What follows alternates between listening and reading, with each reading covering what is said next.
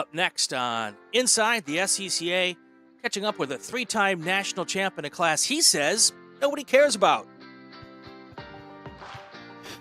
Now that's an introduction, Brian.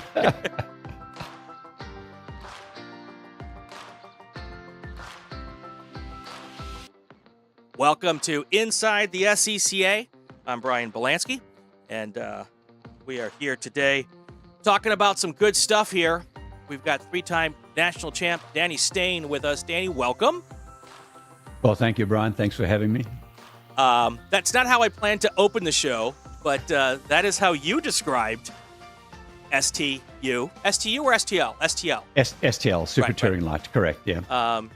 Danny told me I'm a national champ in a class that nobody cares about. Everyone cares about Spec Miata, but well, so I need to clarify that there's a lot of wonderful people in Super Touring Light that put their life into that, put all their work into that class, and great deal of respect. But the thing that everybody really wants to win is the two big classes in SCCA are Spec Racer Ford and Spec Miata. Right. And I've come close a few times, but I haven't quite climbed on that top step. And I think I might be 80 or 90 years old walking around with a walker, and I'll still be showing up for the runoffs with this delusional belief that maybe I can pull it off one day. I love it. I love it. So we're going to get into all of that in a second. I start every show the exact same way, asking a simple question. And I'm looking forward to your answer to this question. And that is, how did you get mixed up in this crazy sport that we all love? It's a long circuitous thing. So if you want a short answer, we'll have the to long abbreviate answer. it, but the long answer. So growing up in South Africa, I had this sort of adventurous streak, and I wanted to race motorbikes. My parents were dead set against motorbikes. They looked at all the safety factors. And so at the age of 18 or 19, after having finished military service, I went to university away from home. And the day I got there, I bought a motorbike. And within a week, I was racing. And in an 8-year period, I don't think I went more than 4 months without a trip to hospital. And I ended up breaking just about every bone in my body, had multiple surgeries.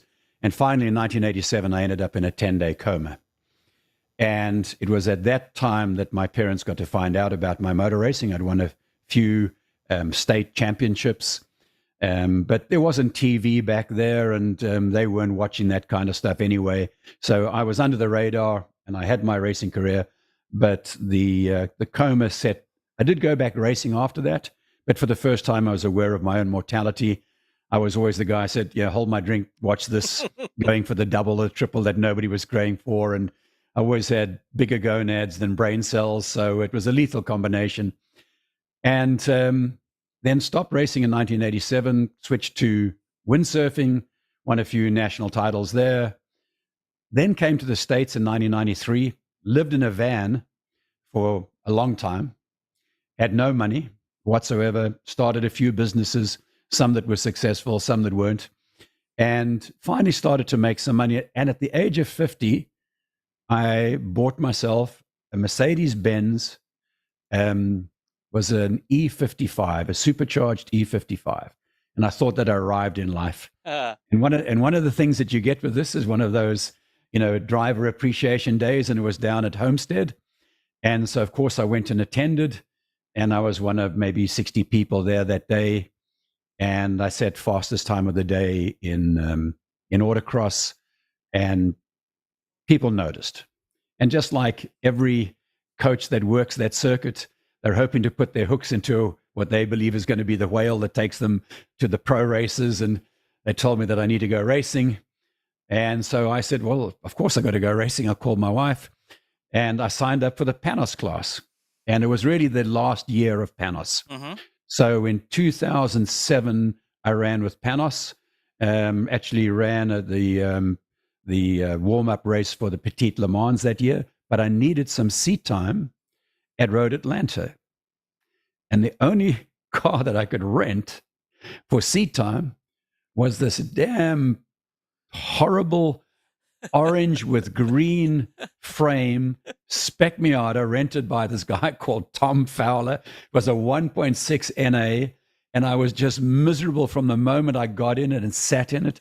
It was small, and don't you know, I'm a V8 guy. I need 500 horsepower, and I did not want to be there at all. And I remember going down the straight, going down into turn 1, and we were 5 wide. And I knew it was going to end badly, so I backed out of it. I lifted. I was the only one that did. And I went from about 10th to about 25th by the time we got to turn 3. The elbows were out, and I was going, man, this is exciting. And honestly, that was the first race I did that I went to was SCCA. It was in a Spec Miata, and I just fell in love with it instantly. It felt like it was racing motocross with a cage.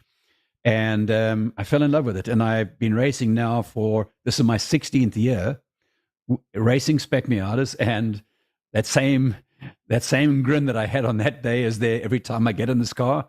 And I cannot make this up. I cannot wait to get in the car again, in the stupid little, 2,400-pound car with almost 125 horsepower. And for some reason, that thing just lights my fire. I ended up getting into Super Touring Light just for some additional track time. Right. And so there wasn't really an intention to become a national champion, anything that just evolved over time. But it was purely just to double dip while I was at the track. Because as you know, the expensive thing is not so much the racing, but it's being the time away from work. Right. And so if you're at the track, you might as well get as much track time as you can. So Sure. There's my long story. Started in a car for the first time in 2006 or in 2007, running with Panos. And I think in September of 2007, I ran my first SCCA race in Spec Miata. And then 2008, I had Tom Fowler at OPM build me my first 1999. And he's been building my cars, and him and Mike Rossini have been building my cars and engines ever since, yeah. It's funny how the world circles around in this sport, because when I lived in Atlanta and worked at CNN and got to the point in my life where I could afford to try to do a little bit of racing. I'm a Honda guy, and at that time he was doing a lot with Hondas, and Tom Fowler, and he helped me with a little bit of this and a little bit of that, and I had OPM on the side of my car, and he's still to this day, a force to be reckoned with in SCCA club racing. He's possibly one of the nicest guys at a track that you will ever meet. The people under his tent, we're there with a laugh and a smile, and he tells the greatest stories. But, he's this absolutely genuine person, and he's built this team around him that everybody wants to be a part of. And he's exceptionally good with what he does. So, yeah, I've been very privileged. I could have started with somebody else, and I might have tapped out after a season or even after the first race. But I was very fortunate to do it with Tom. I'm also a very loyal person. When I find somebody that treats me well, I find it very difficult to go anywhere, even through bad times. I've had some tough times with Tom, very few. I've had tough times with my engine builder, Mike Rossini. But when people, I know they're doing their best, that's all I need. It doesn't matter. And I stick with them, through thick and thin. And here we are. I've been, as I say, 16 years with Tom and 15 years with Mike Rossini. So that gives you an idea of, the commitment to these people that have been part of my life. Right. So I'm not a huge research guy when it comes to my guests, I'll be honest with you. I kind of like going into our shows not knowing a lot about who I've got coming on. I invited you because I just love your enthusiasm for what we do. You were perfect point at the sprints this year. You and Charles McTudis had a great little teammate moment in Saturday, and you ended up taking the win. And the interview that you gave to Jim, I think it was Jim Llewellyn afterwards. Correct, yes. I was just like, if I wanted to have a teammate and a man crush, I was all in. You were excited. You brought him in. You were thankful for the guy who was helping you, and you guys couldn't be more polar opposites. We are the quintessential odd couple. I think Chuck is 24 or 25. Right. I'm 65. He's a hippie. I'm very much together by the book. Honestly, it's a fantastic dynamic. Yeah. But it works, and it really works well. Yeah. So I saw that interview, and we had talked beforehand, trying Yeah, to get you yeah. on as well. But I mean, that kind of sealed the deal. I never had a question that I wanted it, but I'm like, we got to make this thing happen and make it happen Well, thank soon. you. So, but this time I did kind of stumble a little bit upon some stuff, and you have a varying career that you've been involved with. And I said to my wife, I said, I'm interviewing a guy tonight that shoots Playboy models. And she looked at me. I'm like, did you switch your podcast back to photography? I'm like, no, no, no. This guy's a racer, and a racer through and through. I mean, you're a professional photographer. I looked at your stuff, and you do a lot of do a lot of commercial work. So it wasn't just shooting pretty ladies. But how did you stumble upon that? Because as a photographer myself, I got to know the secret. Once again, these are always long stories and really interesting. So I grew up in South Africa in a very conservative environment Right. during the apartheid regime. We had complete censorship of radio, of television, of anything. There were no nudie magazines, no men's magazines, nothing like that. And my father, while he was alive, was a very conservative man, incredibly conservative, but he was open-minded.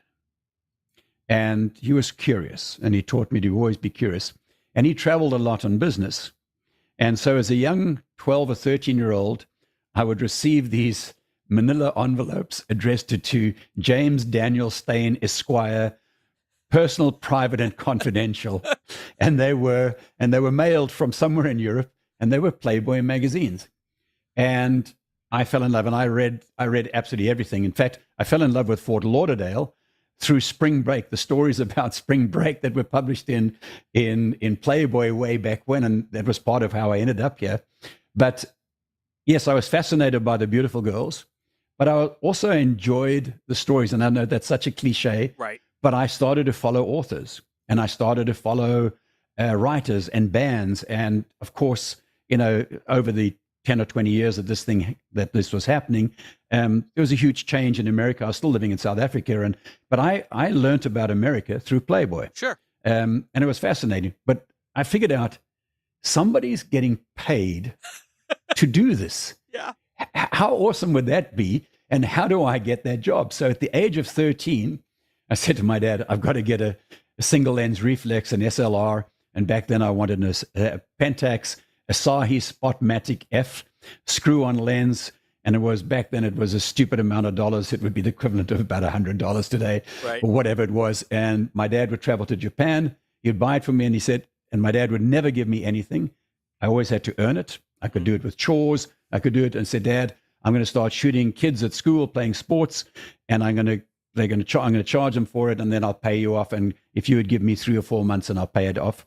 And I started doing that, but I also started photographing young women, and obviously not nudes, at the school. Right. And I started to understand people who like to be photographed. I started to understand where the market was. I learned very quickly with sports stars who would never buy anything from me, from wannabes that would buy every single shot I ever took. And I started to develop this business brain at the age of 12 or 13, photographing, and very quickly started to realize, okay, maybe I could make some money doing this. And I started shooting naked girls as a young kid. And because I wasn't 18, I couldn't use my real name. Sure. So I used Stanley Dane instead of Danny Steyn. I like it. And so I have all of these checks made out by magazines to Stanley Dane that never got deposited. Wow. And because nobody existed, there wasn't Sure. such a person. And the day I turned 18, I switched to Danny Steyn and went and introduced myself to all the editors and said, I am the guy that was Stanley Dane. And by the way, let's continue this relationship. And so I've been shooting naked girls since the age of, not naked girls. I've been shooting naked girls since the age of 15 or 16. So, 50 something years. Yeah. People don't realize, and I know you said it's cliche. You like the stories. A lot of people don't realize that in journalism school, we get taught, a lot of journalism schools teach the Playboy interview, which is a style of reporting interview, which I adore. And it's basically it's verbatim, word for word. I ask the question and I put the answers in. It's really, without editing, it becomes a pretty nice historical document, and they did one with Castro, and they did one with Noriega at one point in time, and then they did it with some other people who were less infamous. But that style of reporting is really a really interesting way to do things. So, and I think in a way, Hugh Hefner, whether you like him or hate him, or liked him or hated him, he was way ahead of his time, and he really had an understanding of the movement of the day, and as it changed, and he was always able to create content, whether it was art, finding the right artists, the right contributors, the right photographers, the right style. I always found that fascinating, and I still have a few hundred Playboys that date back to those early days because I think they're just masterpieces. And I actually fell in love with writing through Playboy journalism, and I started writing to sell my travel stories and to sell my sports stories, and I started writing for Sports Illustrated and magazines in South Africa based on my reading from Playboy. So long, interesting journey, but it was a very influential magazine in my life. So when you were in South Africa, F1 came to South Africa at that point in time. And Jody Scheckter is South African, right? Correct. Did that ever interest you at that point in time? Was there an interest in four-wheel motorsports for you because of any of that?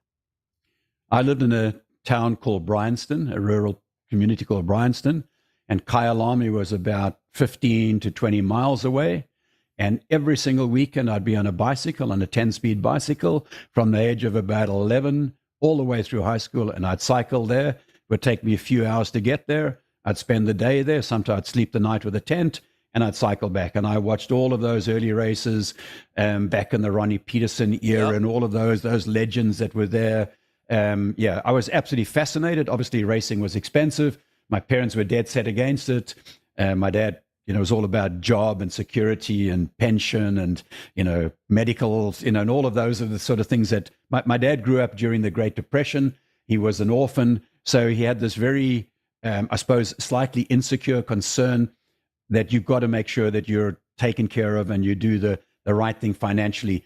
Playing on the side with whatever playing was, motor racing stuff, that was sort of frivolous, and it wasn't the stuff that had to be done. And that's how I was raised. And so I was always rebelling against my father. And so when I went and raced motorcycles, I knew he didn't approve.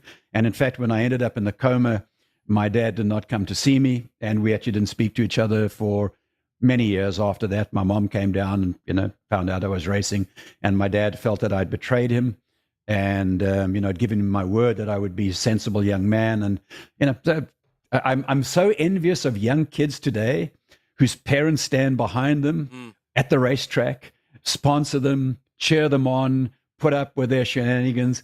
And I was just going, I wonder what would have happened if I had that kind of parent at that age. Who knows? I would have more than likely rebelled at that and gone and done something different. Yeah. So when you started, was there a break from when you were in that coma to when you started racing again, or did you get right back into it? Yeah. So I was in a coma in 1987, and I didn't do anything until I was 27 years old, 28 years old, and I did nothing until I was 50. Okay. So that was a long time away. I did lots of sports. Sure. I did lots of competitive sports. I've been an incredibly obsessive competitive athlete my whole life. I have national titles in multiple sports. I just can't help myself. I'm not happy unless I'm competing. I like the elbows out, and I like the dangerous aspects. I used to play team sports in primary school and high school, but I didn't feel the people in my team were training quite as hard as I was. And so I started gravitating towards individual sports where I was in control of the outcome more than my team was. Yeah. So was Dad around when you started racing on four wheels? Yes, he was. He was. He never knew about it. I kept it away from him. I knew it was never going to settle. Even my mother, you're not going to change somebody in their 70s, 80s, and 90s, it's not worth it. Not worth the battle. Just keep the conversation at the dinner table nice and uplifting.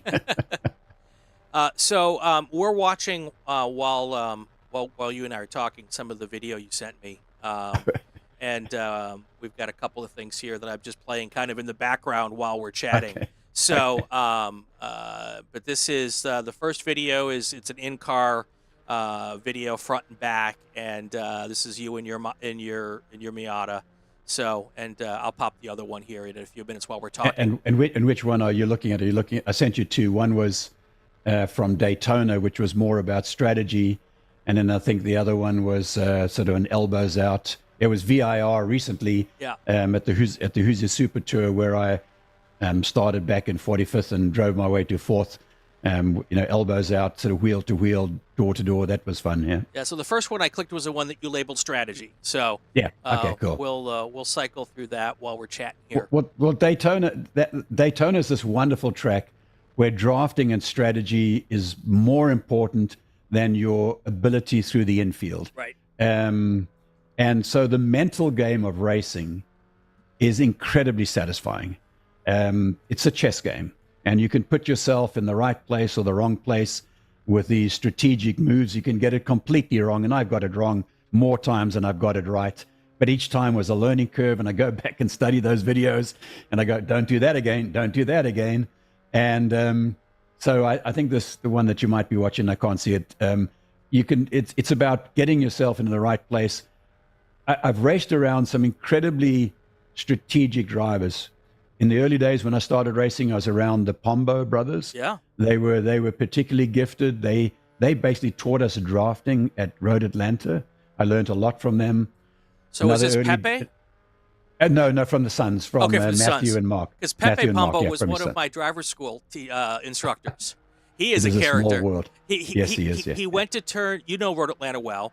Very well, yeah. So in my driver's school, he was really unhappy. Shocking that we weren't getting to the apexes.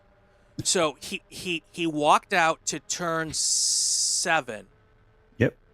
Which is the right-hander before you go onto the back straight. The back straight, correct. Yep. And the corner workers were just like shocked because he literally walked out to the apex of the corner and dared us to hit him because he knew we would never do it. You can see him doing that, can't you?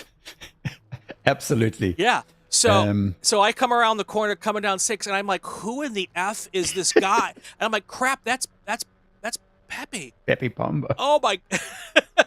So anyway, yeah, and his sons, it's Matthew and Mark. They're both still racing. Yeah. They're both still racing. They're pretty good race car but drivers. Anyway, they were early influences in my racing career. They were studying data back then. It was TrackMate. Todd Lamb was also under our tent, and he was a particularly dedicated racer, and I learned quite a lot from him. And then later on, Spec Miata started to attract a lot of young kids. We got young Preston Pardis into our class, Selena Roland. And so as I was aging, the class was getting younger and younger, but I would see these gifted athletes, and I was learning from them. Preston is an incredibly strategic driver, hits his marks, does everything correctly, but his strategic brain is pretty impressive to watch. Yeah. There are guys that are the old faithfuls, the Jim Dragos that have been around forever, that are has been there on the marks every single time. But nowadays, ever since Connor Zilic arrived in our class 2 years ago, double world champion, massive following, worldwide following, comes to Spec Miata, literally within a year, gets 4 or 5 pro drives. And every single karting kid said, all righty, this is the way to go pro. We're coming to Spec Miata. And literally the class changed from a bunch of old farts that looked like me to now almost like something that looks like Danny's daycare. And I'm threatening to change the label on the side of my car from Danny's Angels to Danny's Daycare. But anyway, so the class is really young. It's full of these, incredibly ambitious young kids hoping to make it in the pro world. Sometimes they're driving a little bit above their heads. One of the things that people that know about me is that I spend a lot of time in data. I spend a huge amount of time in the simulator. I do a lot of preparation before I get to a track. Obviously, I'm an aging guy, so I'm competing against people with very fast reflexes, very fast synapses. So my plan is that if I don't have the skills to beat them, I will outwork them. And so I do that in the prep. But I make copious notes. I sit on the simulator for hours. I watch hours and hours of YouTube videos, and I make notes on the tracks and setup and what people are doing.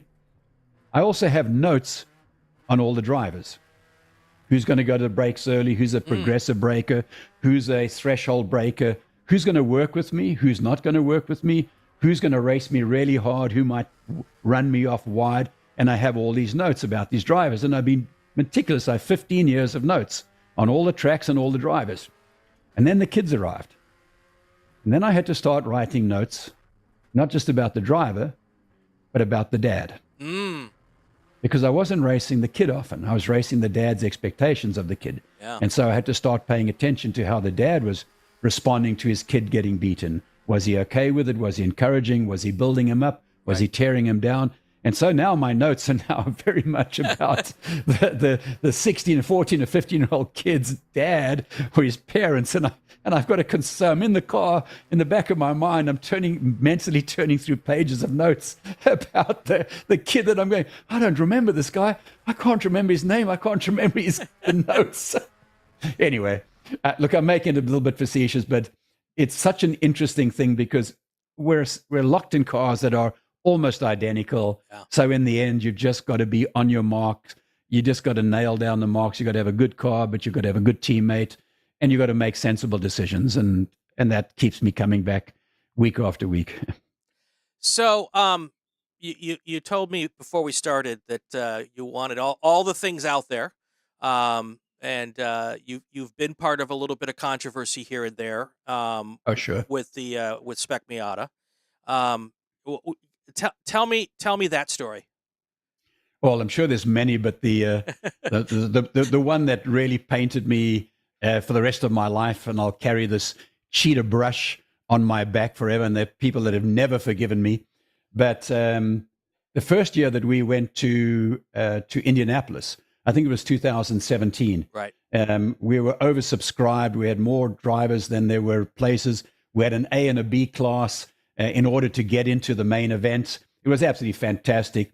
And I finished second behind Preston Pardus, and I think Celine Roland was in third place, and Chris Holdeman was in fourth. And in post-race, in tech, there was an infraction on my car in the rear suspension, a slotted subframe.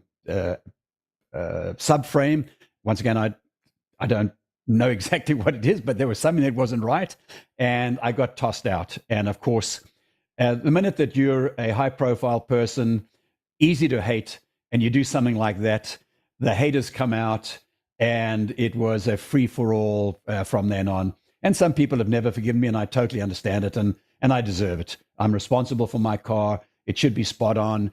And so, yes, I wear that badge. But what's really interesting is that some people have never been able to let go.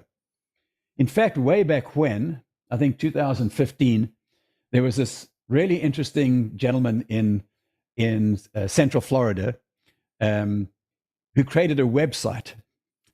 When will Danny win again? Oh, boy. It was a countdown timer because I'd had a spectacularly unsuccessful 2014 season. And so John Carter created this really interesting thing as a way to embarrass me. And what was fascinating was nothing motivated me more. Yeah. And literally from 2015 to today, my racing has got better and faster, and I'm still getting faster, even on the sim. On the same car, the same setup, I'm still running faster times now at the age of 65.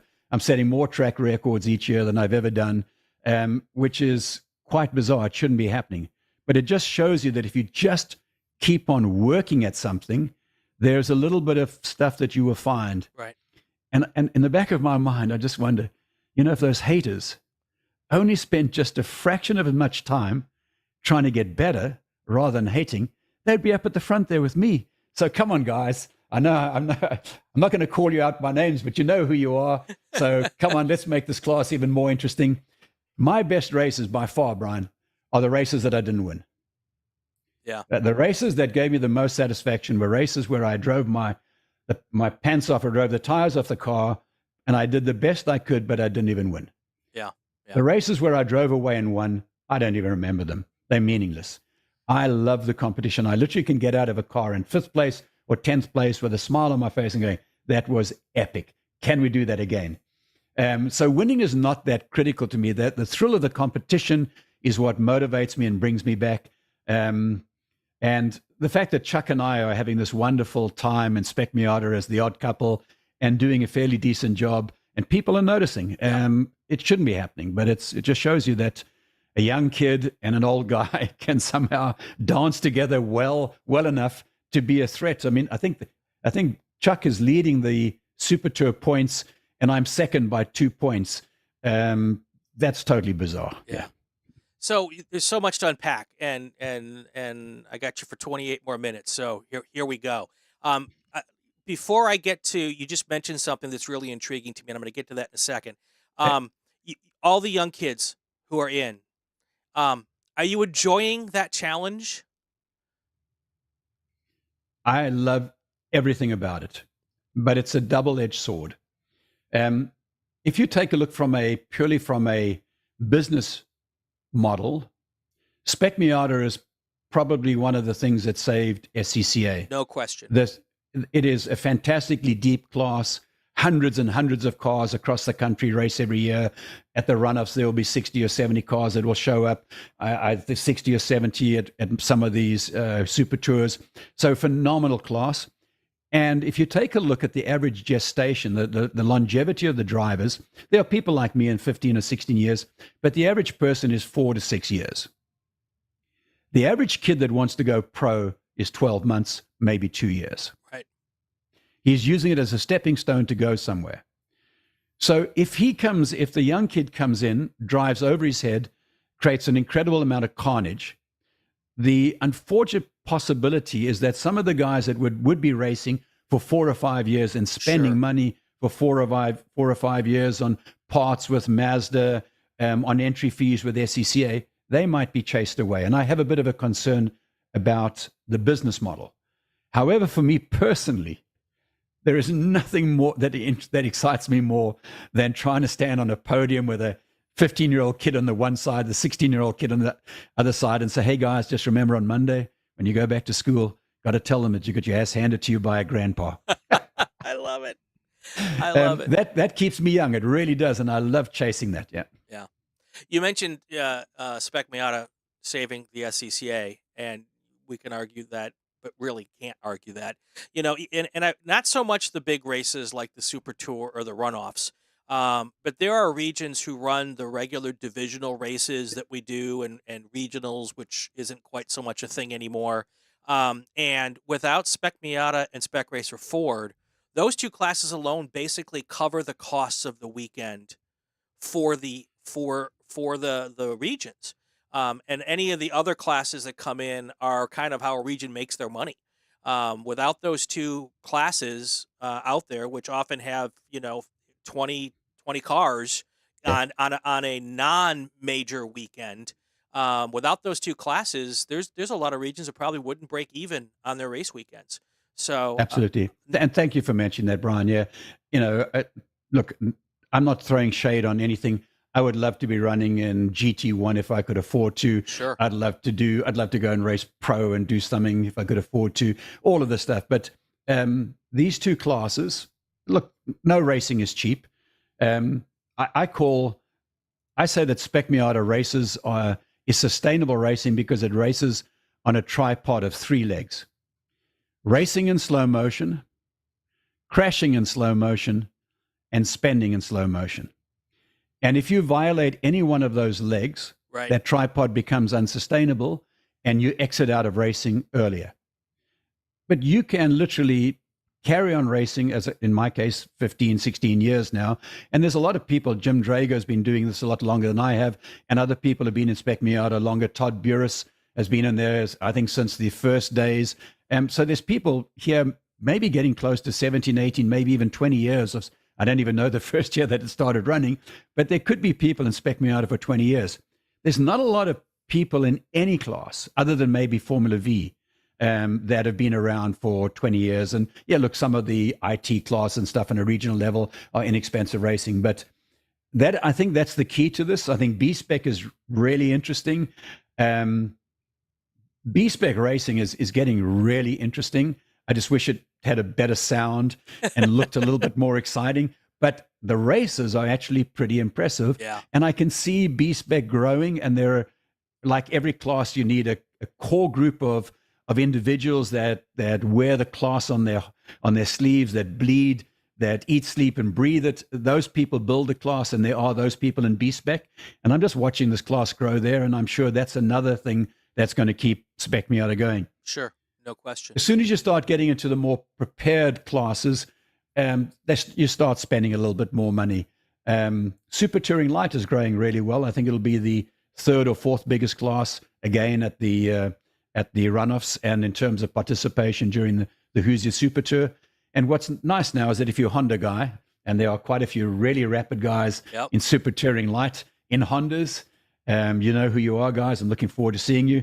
And they're very clever because they never bring their cars during the year, so they never get the data boxes. And then they bring a massive overdog to the event.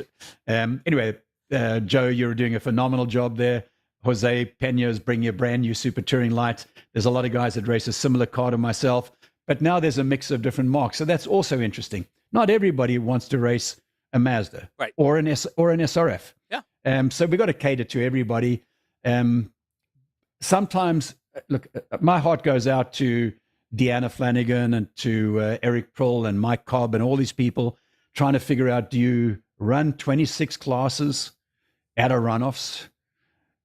You know, that makes this thing 13 days with test days. Yeah. That's a monster. 10 days with test days. That's a monster event. Yeah. If you could bring it to 5 or 6 important classes, would be much shorter, but that's not good for the club. Right. So this is such a delicate balance, and I have no idea how to solve this all. Yeah. You know, I've said for a long time that we have too many classes. And I don't think there's anyone who really would argue with me unless you're in one of those classes that doesn't have a lot of cars. But there are some classes that I think we could combine together, and find a way to do balance of power and cut them in a little bit. And you know, but SCCA has always been a place where they want to be welcoming to everybody who wants to show up and write a check, you know, and I get that too. So you're right. It is so difficult. So STL last year at the runoffs for me are a blur last year, because there was so much stuff going on that had nothing to do with that affected stuff on the track. But yeah. I mean, we raced in a gosh darn hurricane. Well, if you remember the Spec Miata race, we went out. It started to drizzle. I mean, I don't know how many people went off. I went out relatively early, but I got to watch from the stands, and so many people went off in different places. Right. We had restarts and everything. So it was quite difficult. And then in Super Touring Light, we were very fortunate. We had a perfectly dry track. Right. And Joe Moser, unfortunately, he was one of the favorites for sure. He'd always been fast. He is always fast. He's a hell of a driver. He's got a very, very fast Honda CRX. Something went wrong with his car literally on the first or second lap, and he retired. And suddenly I was in the lead it was easy, and I was out there managing. And the next thing, I couldn't get to fifth gear. And I'd been in that situation once before. I tried to jam it in, and so I ended up staying in fourth gear for 4 or 5 laps. And I was just losing time. The first lap, I lost about 8 seconds, then figure out how to drive it in fourth gear. And I was maybe losing 4 seconds a lap or something like that. But I knew that if I tried to shift it, there was a real chance that I would fragment the rest of the gears. Right. And so I stayed that. And then on the last lap, I said, screw this. I'm going to just try and shove it in. And I did. And I actually was able to hang. And then I just caught a lapper at just the wrong place. And anyway, it's just one of those things. Yep. You know, luck is such an important part. I still love it. Doesn't matter where I finish. I still love racing. Yeah. Yeah. So we've got a thing going on in our club right now. And there's an effort to try to deal with this. It's called Green to Checkers. Yep. On that seem to have been doing well, and I do think there's been some improvement. Depending on, I'm trying not to tap dance here because some race weekends it's event dependent. Yeah. right, right. But I see some things out there, um, and some of the driving and over driving caution flags and all of this kind of stuff. We all want to race green as much as possible, and we hear people complain about particular tracks because they won't do hot poles. We hear people all this kind of stuff. Well, in tracks aren't doing hot poles anymore because our drivers didn't pay attention to yellow flags and scared the crap out of their workers. Yep. That's why they're not doing hot poles, and we had a couple of situations at the sprints where I just, because I'm one of the Super Tour announcers, and I'm sitting here in my home studio trying to call play-by-play, and I'm shaking my head because there was some really dangerous stuff that happened there. And part of it is because the people running the show want so desperately to keep us green because that's what the drivers want. But in order to do that, we've got to get people to pay attention to these flags and all of that. What are your thoughts on how we manage this? If you take a look in the United States, people drive slowly in the fast lane on the freeway. Mm-hmm. There are no consequences. There's a rule, it's not enforced, and there are no consequences. If you drove like that on the Autobahn in Germany, your vehicle wouldn't be around. Did you just lose me? I did. That's interesting. I lost Hang your on a second. camera. All right, wow, that's interesting. I'm just going to reach and see if I can do something. Hang on 1 second, please. Take your time. We're good. Sorry about that.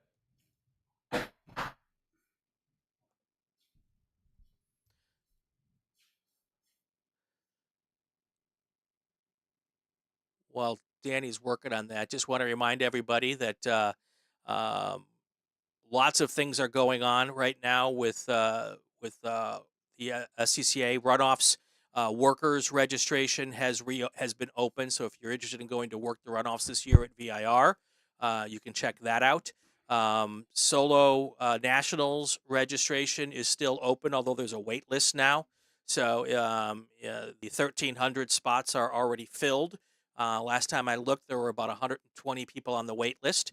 And I understand from the folks who do this that usually about 10% of the people that signed up for the Solo Nationals don't go. So many of the folks on that wait list are going to get a chance to be on there. So so we've got that, and I just see now that that Danny's back with us. So isn't that so perfect? The photographer's camera shuts down in the middle of a podcast. God, what a loser! What an amateur! Don't worry about it. Don't worry about it. So we were talking about the consequences of what we do. So for me in life, in order to change behavior, you need to have consequences. The consequences have to be swift, severe, and fair.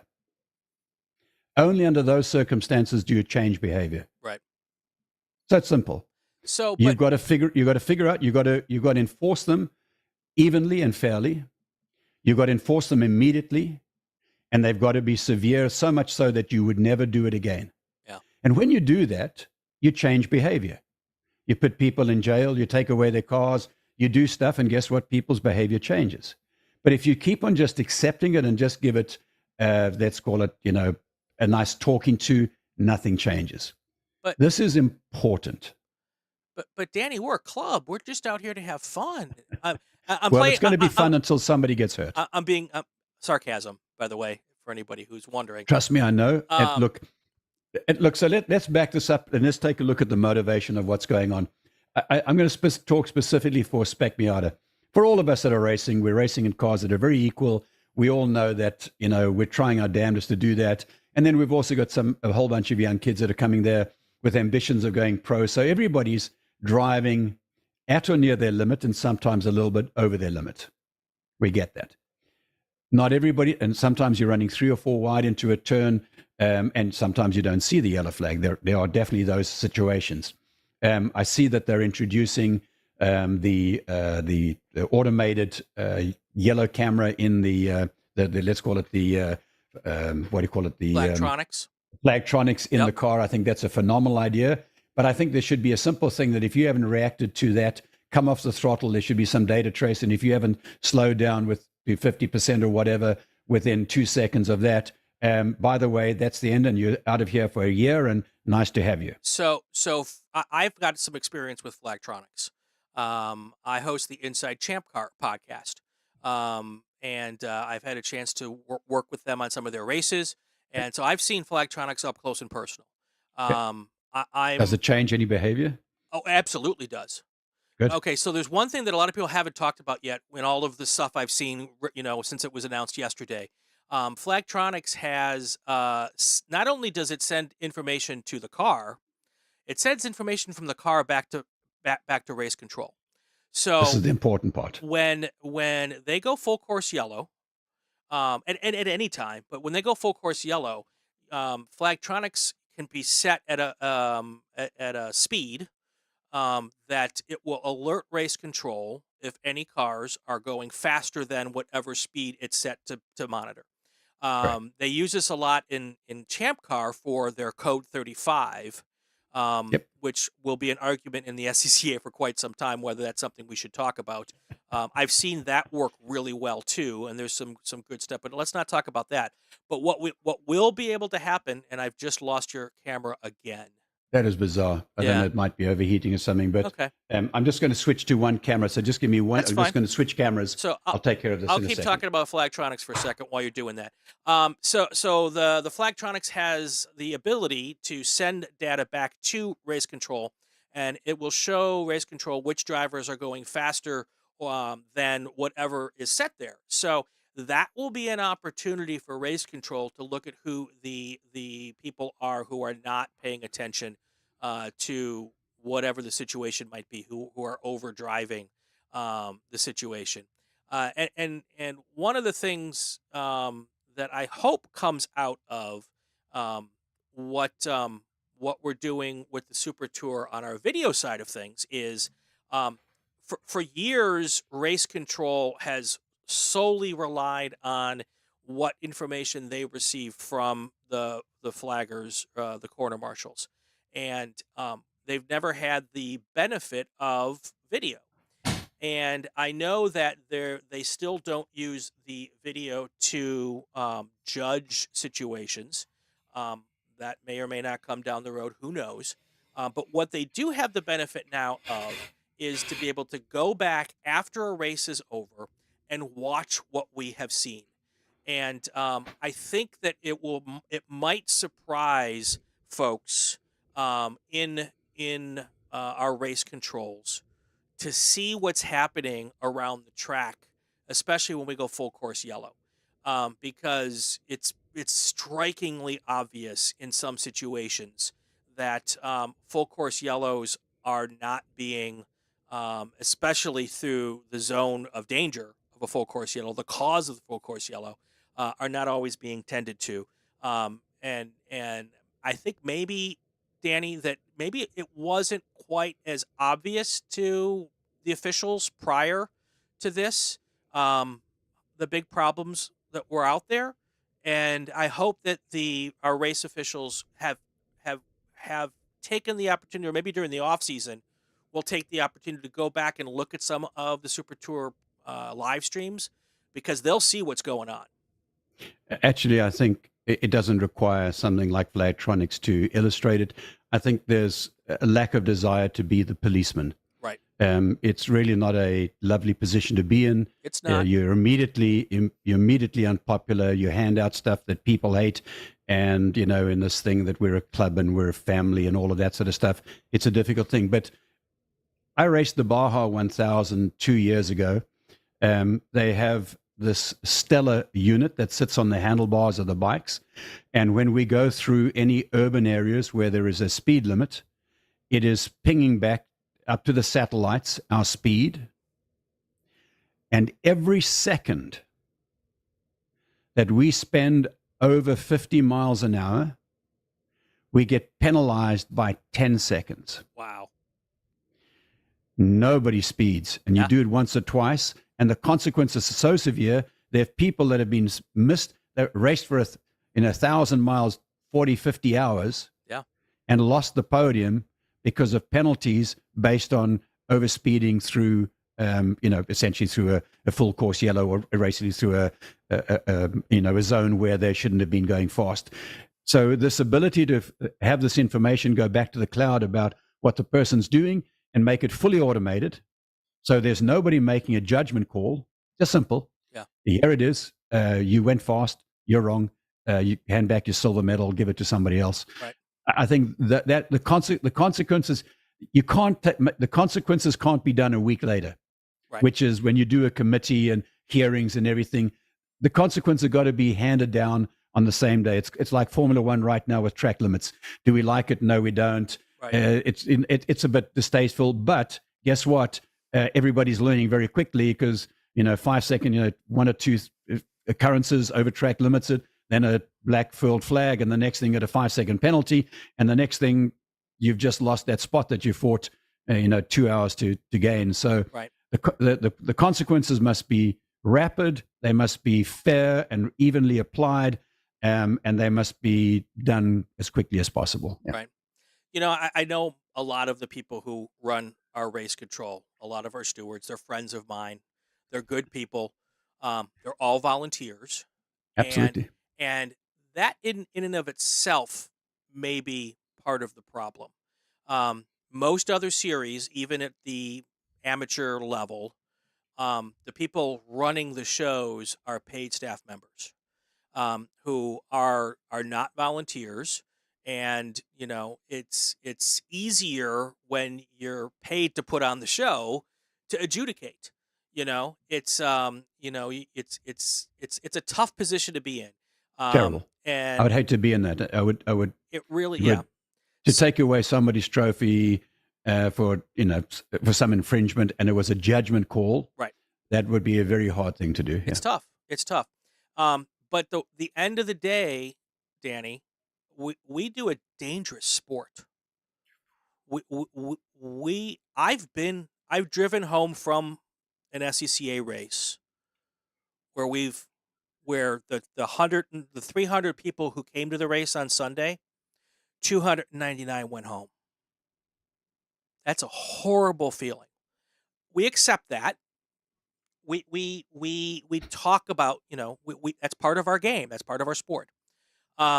But we do something dangerous here. And if we're not going to take this really seriously, everyone wants 300 people to show up on Sunday and 300 people to go home on Sunday. Absolutely. And it's tough, but we have to. I think we have to work to get this under control. And I know they're trying. Gosh, I know they're trying. The yes, Green the Checker initiative. As I mentioned to you before we started, I said I'm sure Deanna and right. Eric and Mike are very frustrated with me because when they send these Who's Your Super Tour reviews, how did you, surveys after the event, I write an essay about every single thing and what could be done better and where things could be done. I have a belief that if you participate in something, that you should leave that place in a better condition than you found it. Mm. And so if I'm not going to be a steward or work for the thing, there's something else I can do. I can help with suggestions. I can help with coaching. I can do something, but I need to contribute back. I can't just take. Right.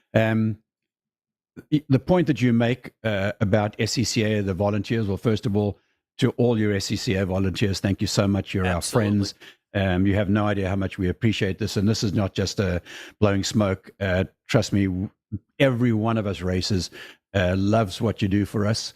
Yes, there are those that are employed by SCCA, and we appreciate that too. No less difficult. But this officiating, where you're the policeman, it's such an unpopular job, and we've all met as friends, and it's such a difficult thing to do. I think that you've got to make it so automated that it's like a red light, traffic light camera. Yep. It's a picture. Hey, by the way, there you see, you're through. Sorry, you lose your license. When you do it something like that, and it's not a judgment call, then it becomes very easy to start applying it, and then people start adjusting their behavior. But until that stuff happens, the behavior is going to continue. And I'll be straight up with you. I think there's a lot of people in our class, sometimes myself included, that are driving just a little bit above our heads in the heat of the moment, and when we're compartmentalizing the danger, and we have this absolute belief that it could never happen to us. And if it did happen to us, we wouldn't be the cause of something. And guess what? We're seeing it happen again and again. Right. And I don't want to go way down this road. Yeah, no, sure. But a lot of it has to do with, I think a lot of this started when some of our professional counterparts started driving in cars in ways that I shook my head at as well. And this idea that, moving people out of the way to get past them and all this kind of stuff. And people, emulate what they see the pros do. Sure. So absolutely. They're setting an example. They're our mentors. Right. And we see that behavior, and so we emulate it here. Yep. So, what is interesting, and I would, Spec Miata is an interesting class because we are very often a stepping stone to a lot of people, kids and adults, that step into the pro ranks. And they might go there for a few years, and either money runs out or results didn't happen the way they thought, and they come back. Sometimes it's just for a race or two. Sometimes it's to come back and continue racing in club racing. But I noticed that the way they come back, when I remember who they were when they were in the club, and I know who they are when they come back with this pro experience, and they drive differently. I think the pro ranks almost not force you, but encourage you to drive with very little. And I know I'm going to be crushed in the social media for what I'm saying.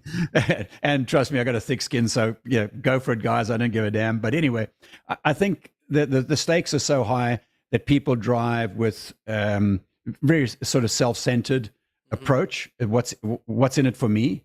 Whereas I think that in club, we all understand that I'm still going to have a beer with you this evening afterwards. And so I want to drive in such a way that you'll still respect me tomorrow. I'll still respect you. We can still have a beer. And you might have sort of rubbed doors with me, or you might have knocked me off, but I know it was never intentional. And I think that's the wonderful thing that I love about club racing. And if we can keep it in that environment, the class will, the club will continue to grow. But when it becomes everybody for themselves, everything's, the position is everything. Right. The sport, the enjoyment or the experience is not the thing. The result is the thing. I think that's when there's a risk that we might be going in the wrong direction. Yeah. I call it courtesy. If you drive with a little bit of courtesy, that doesn't mean you don't drive hard. That doesn't mean you don't try to beat the guy or the gal as much as you possibly can. But just, if you were to give, 0.5% of courtesy, that goes a long, long way. Thank you. And treat people the way you'd like to be treated yourself. Yeah. Exactly. So, and race car drivers have a long memory. They forget nothing. I can tell you the guy that hit me in 1989 at a driver's school at Mid-Ohio while I was parked for 35 seconds on the apex at the end of the back straight. I know the guy's name, I know the color of the car, and I know the car number. We have long memory. Wojtek Birdsey, where are you? Exactly. I want you to give me back my 2 June Sprints titles. So we remember. So we never forget. Wojtek's a good friend of mine, and so I'm calling him out. But he's a good buddy, and I know that he wasn't. But we never forget. Before we get out, Danny, we could probably talk for another hour, and I suspect we're going to have another podcast down the road because I've had so much fun tonight. Thank you. I want to give you first the award for the best background set of all of my guests so far. I love the helmets and the driver's suit, and I'm just going to hope that that's always your office and not just you put up for us tonight. Well, the suit is normally not there, and I spread the helmets around in a slightly different stuff because I was using a different camera, which then proceeded to overheat because I shut all the doors because I didn't want the dogs running in and behaving badly, and I think the temperature caused that camera to overheat, so I apologize for that. Oh, don't worry about it. But so big props on the background of the cameras. But you mentioned one thing earlier, and I want to circle back to it. You mentioned sim time. You and I, we're old guys. Our generation somewhat poo-poos the sim work. Well, they do it at their own cost. Yeah. The sim, and I spend all of my time in iRacing and exclusively in iRacing. iRacing as a tool for me is invaluable. I more than likely spend 20 to 30 hours in the sim before every event. So every morning before I go to work, I get up at about 4:35, go and exercise, and no matter what, I do an hour of exercise. I'm obviously an older guy. I've got to stay in shape, so I do cardio, I do weights, and I swim or do something else. And then straight from that on the sim, I do an hour of sim every morning, no matter what. When I come home in the evening, 5, 6, 7 o'clock, I always say to my wife, I need 30 minutes or 40 minutes, and I go and do the sim, no matter what. And so what the sim teaches you is muscle memory. Right. And muscle memory is such a critical component of this, because in the end, racing is nothing but decision making. Where to turn in, how quickly to turn in, how hard to go to the brakes, how long to stay on the brakes, when to come off the brakes, how quickly to come off the brakes, when to go to throttle, how hard to go to throttle, how early the apex. All of these things are decisions. And if you can just keep on repeating them again and again and again, you are going to hit your apexes better than a guy that's showing up to the track and he's trying to work his way into it. Yeah. Yes, for a guy like me, when I first got onto iRacing, I had a simple Logitech setup. I couldn't feel a damn thing. I couldn't get a lap without crashing 10 times. And I felt like such a beginner, but I just worked at it. And what was really interesting was that I started to realize I was developing two other senses that I didn't have. I was developing a much keener sense of feel in my fingers, that I was starting to feel the car getting away from me, either in the brakes or the slipping or the turning. And so my fingers were becoming more sensitive. But I also found that my ears were tuning in to what was happening with the engine under load, and I could feel it loading up just before it would give away. And I realized that these things were helpful even in the real world, where I did have the yaw and the slip and the slide in my seat of pants, but these other things were helpful as well. So all of these things, in my opinion, stack. There was a wonderful book written about called The Aggregation of Marginal Gains. This was written by the coach of the Sky Tour de France team. This is about 10 years ago. And by the way, Tour de France is on right now, and we've got a bunch of American cyclists that are doing really well. It's beautiful to watch. He's king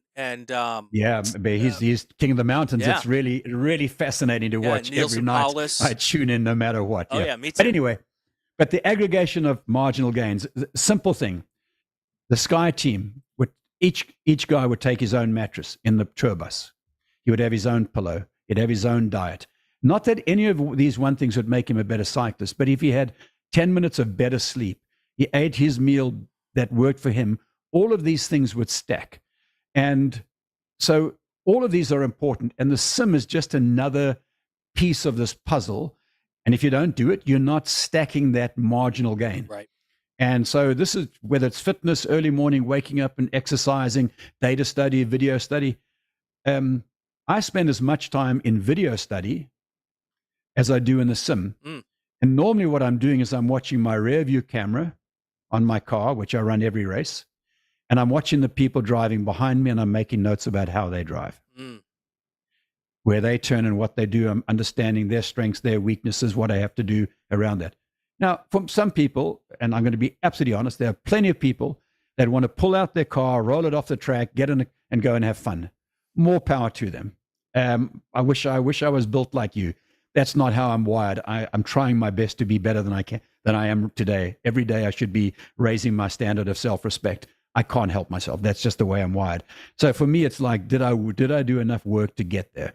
So I'm just aggregating these marginal gains. Yeah.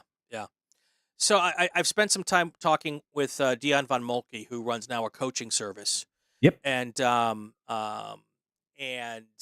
He's a pretty quick hand, yeah. He is. And he was talking about, and it didn't really click in my head until he said this. Almost every single sport out there, you can go and practice. If you're a runner, you can walk out your front door and run around the block. If you're a golfer, you can go down to your local golf course, plunk down $25 and go play golf. If you play baseball, basketball, football, these are sports that you can have a pretty easy access to practice. We don't have that. Practice, and if we did, it would be too expensive. Yeah. Well, that's the thing. For almost all of us, practice is extraordinarily expensive. And in the end, you can not only just the cost of going to practice, if you ball up your car, that is another cost that most of us can't afford to do and don't want to risk. So that's why the sim work can be really, really beneficial. And your video work, that's amazing. I hadn't even thought about doing that. And I know there's data acquisition. Some guys dig deep into that. Guys and gals dig deep into that. So, but all of the stuff, anything that we can do between Monday and Thursday, before you get to the track, before you get to the racetrack, and let's put aside wrenching on the car and making sure that it rolls off the trailer as good as possible. But anything you can do before you get to the racetrack, even in Pro Series, Dion was saying, they might get 25 minutes of practice. And a lot of times, if you're at endurance racing, you're splitting that up amongst 2 or 3 drivers before you have to go out and only one guy gets to qualify. And then you're right in a race. So you got to have it together. And that's why I think if people aren't trying to work on the sim stuff, they're giving up something to someone else in your class that is. Absolutely. It's a tool, and you're not utilizing a tool that's, very inexpensive to use and very, in my opinion, very valuable. Yes, there's a little bit of a learning curve to it, but once you get into it, once again, there's data acquisition in it. Yep. By the way, I have never run a race, not a single race in iRacing. I've been doing this for 14 years. You've never... I've never run a race. So all of your time... So is all of your testing. time straight up Straight car testing, or do you do testing with virtual cars around you? No, one car testing against the clock. I start on one turn. I focus on one turn. Before they introduced this new segment component that they have, I would turn around and go back on the track, because when you're testing, you can turn around and go backwards. And I'd go through the turn again, a different turn-in point, different braking point. I'd make my notes. I'd have a certain milestone somewhere down the track after the turn, and I'd see what speed I was at. I'd make my notes. I'd turn the car around, and I'd go and try something different. Right. There was a point early on where I played with a lot with setup, and then I said, okay, then I'm not sure if I'm chasing my tail.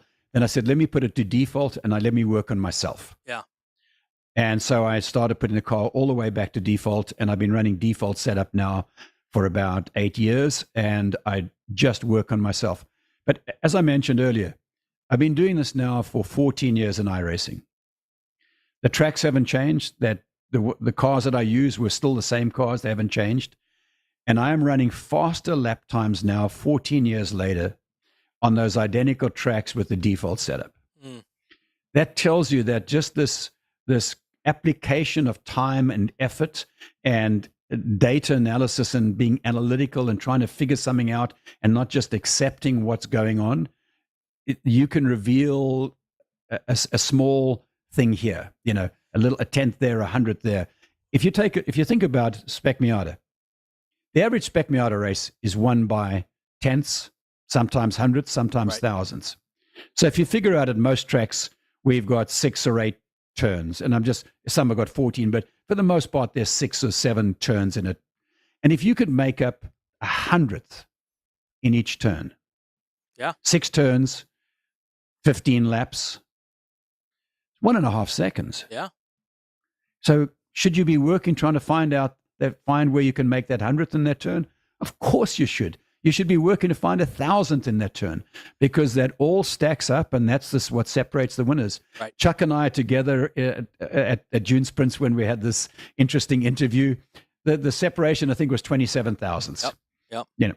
That just shows you how close it is. The other thing that I get out of sim racing is it teaches me how to learn. So I've had to, because I was like you. I sucked when I first sat down. I was embarrassed. I'm like, I'm a car Oh, guy. And thank God I didn't do it. I race with a bunch of buddies. It's like 6 of us every Thursday we get together, and we're merciless against each other. But I did it a couple of times. I was scared to get on with these guys. But it's taught me how to learn something new and how to make a gain here or there, which then you can transfer to a weekend. Because if you can learn something on Friday, Saturday, Sunday faster than you would normally learn it, you're going to get more out of your weekend. There's just so many benefits to it. And it also gives you a chance to be sharper in the off season. I mean, there's so many things. well, fortunately, I'm in Florida, and we generally don't have an off season. We True. race 10, 11 months a year. I think that you're absolutely right on all of those points, but I think there's something that's more important. We show up on a test day. We typically, let's say, for a Who's Your Super Tour weekend, Thursday's a test day, Friday, Saturday, Sunday. And if you're lucky, you have 2 or 3 or maybe even 4 test sessions on Thursday. If you roll your vehicle off and you're getting back to familiarize yourself with the track, those 3 or 4 sessions are you getting back up to speed. Right. The setup things that you're working on are really not that meaningful because you haven't quite got to that point. But if you roll that car off the trailer on Thursday and your first flying lap is almost your fastest lap of the weekend, all your setup changes are very important changes, and they are pertinent to you at that speed. And so I think you hone in on what you need to do in your car much faster by arriving fully prepared, fully mentally geared up and hitting your marks and being up to speed. I just think the setup work that you do is more important than if you were just working your way up to speed. I couldn't say it better. So, Danny, we're past the time. I typically don't like to go past an hour because I know when I listen to a podcast, and it goes past an hour, I kind of start to tune out. But this has been so good, and I can't thank you enough for giving us the time. I look forward to coming up and shaking your hand at the runoffs and enjoying a beverage with you. Thanks a bunch, and good luck with whatever you got coming up next. Brian, thank you very much. We have Daytona coming up in a few weeks. That's a regional event. And unfortunately, I won't be able to do Barber, which is another regional, but I'm attending a friend's wedding. And then so I've got basically Daytona, and then I go straight to the runoffs. Very much looking forward. But all I want to say is thank you for everything that you do. I love hearing your voice and you're on the announcing booth. Thanks for everything that you're doing for our club. Thank you for keeping these dialogues going and for interviewing this tremendous spectrum of people that you are chatting to. Don't be shy to ask the tough questions. Yeah. I think that we learn more when the problem with social media these days is that we portray this glossy image that we'd like to portray of ourselves, and none of it's real. Let's face it. None of us live a life that we show on social media. We need, you mentioned how you felt when you first started in iRacing. You felt embarrassed.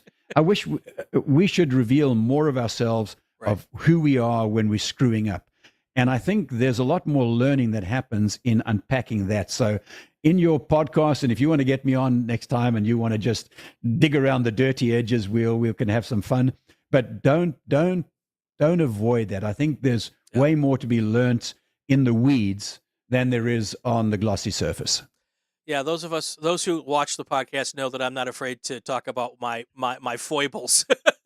I find that that's always a good stepping off point. But and like we talked before we even started, I love talking about the difficult questions, the difficult topics, as long as we all can keep it respectful with the idea of coming to the end of the discussion with possibly a better place than we started. That's what I'm looking for. So that's going to do it for another episode of Inside the the SCCA. If you like what you're hearing or seeing, subscribe to the Racingwire Podcast Network or the Racing Network on YouTube so you won't miss any episodes. It would also be great if you leave a comment, especially if it's a good one. If it's a bad one, put it on someone else's channel.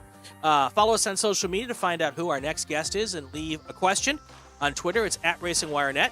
New Inside SCCAs air every Wednesday live, and then Fridays for the podcast. I'm Brian Bielanski. Have yourself a fantastic weekend. Stay safe and go play with cars. Hi, I'm Kelton Jago, and this is Inside the SCCA. Inside the SCCA is a presentation of the Racingwire Podcast Network and Rule 15 Productions. This podcast is not affiliated with, endorsed, or sponsored by the Sports Car Club of America. The views expressed within are those of the host and our guests, and not that of the SCCA.